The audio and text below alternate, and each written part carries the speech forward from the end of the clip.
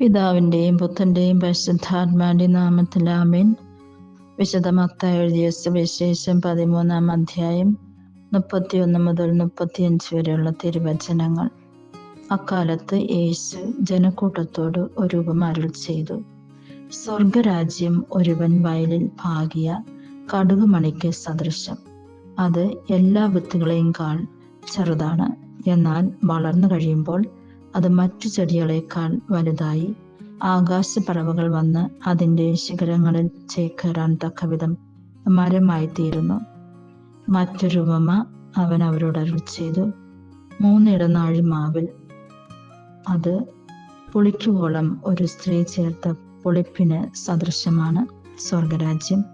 ഈ വചനഭാഗത്തിലൂടെ യേശു നമ്മളോട് സംസാരിക്കുന്നത് നമ്മൾ കടുകുമണി പോലെ ആകുന്നതിനു വേണ്ടിയും കടുകുമണി എത്ര ചെറുതാണെങ്കിൽ പോലും ദൈവം ഉപയോഗിക്കുമ്പോൾ അത് വലിയൊരു മരമായി തീരുന്നു, മറ്റുള്ളവർക്ക് ഉപകാരമുള്ള ഒരു മരമായി തീരുന്നു.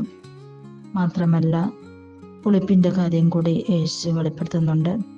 അപ്പമുണ്ടാക്കാനായിട്ട് പുളിപ്പിച്ച മാവാണ് അപ്പമുണ്ടാക്കാനായിട്ട് ഉപയോഗിക്കുന്നത്. അപ്പോൾ എല്ലാത്തിനും ദൈവം അവിടുന്ന് പ്രാധാന്യം നൽകുന്നുണ്ട്. എല്ലാവരെയും ഈ ലോകത്തിൽ ദൈവം പ്രധാനപ്പെട്ടവരായി കണക്കാക്കുന്നുണ്ട്. മറ്റുള്ളവർക്ക് വേണ്ടി നമ്മൾ ജീവിക്കാം. നമ്മുടെ സമയവും നമ്മുടെ കഴിവും സ്വത്തും നമ്മുടെ സാന്നിധ്യം തന്നെയും മറ്റുള്ളവരെ സന്തോഷിപ്പിക്കുന്നതിനായിട്ടുള്ളതാകുമ്പോൾ നമ്മൾ ദൈവത്തിനെ തന്നെയാണ് സന്തോഷിപ്പിക്കുന്നത്. അതിനായിട്ടുള്ള കൃപാവരങ്ങൾ പിതാവായ ദൈവം നമ്മൾക്ക് ഓരോരുത്തർക്കും നൽകട്ടെ എന്ന് പ്രാർത്ഥിക്കുന്നു.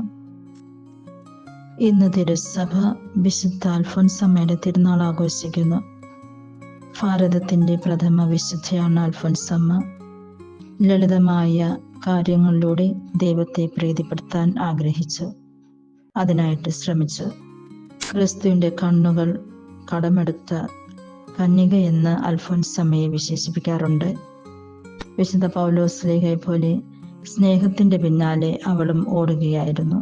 പരിധിയില്ലാത്ത സ്നേഹം, പരാതിയില്ലാത്ത സ്നേഹം, ഇത് രണ്ടുമാണ് അൽഫോൻസമ്മയെ വിശുദ്ധയായി മാറ്റിയത്. നമ്മൾക്കും വിശുദ്ധ അൽഫോൻസയെ പോലെ ആകുവാനായിട്ട് പിതാവിൻ്റെ അനുഗ്രഹം തേടാം.